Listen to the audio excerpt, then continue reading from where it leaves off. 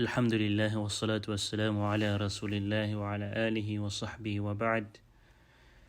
عن أبي هريرة رضي الله عنه أن رسول الله صلى الله عليه وسلم قال: يقول الله تعالى: ما لعبد المؤمن عندي جزاء إذا قبضت صفيه من أهل الدنيا ثم احتسبه إلا الجنة.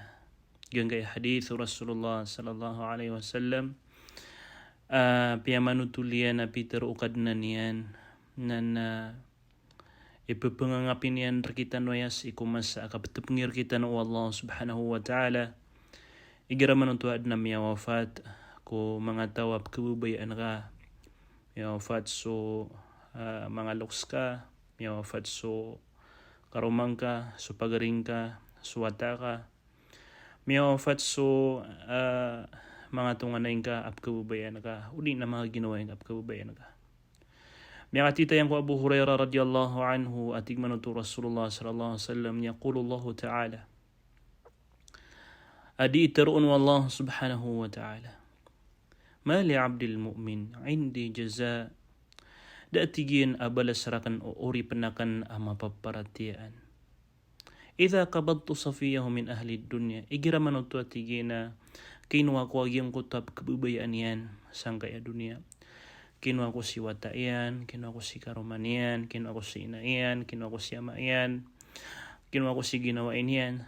Sula mo na kabubayaan ng ataw. Thumma ihtasabahu. Oriyan yan, nasagyan ko taki ako ron na misabar. Mipantang. Inarap yan agiyang kuto abalas wa Allah subhanahu wa ta'ala sang kuto kapakasasabar yan. Tiari mayan nagyang kuta ukuran nun Allah subhanahu wa ta'ala sang kuta kaya dairon sa karuma, kaya dairon sa wata, kaya dairon sa ina, kaya dairon sa ama. Tiari mayan. Oriyan yan na misabar.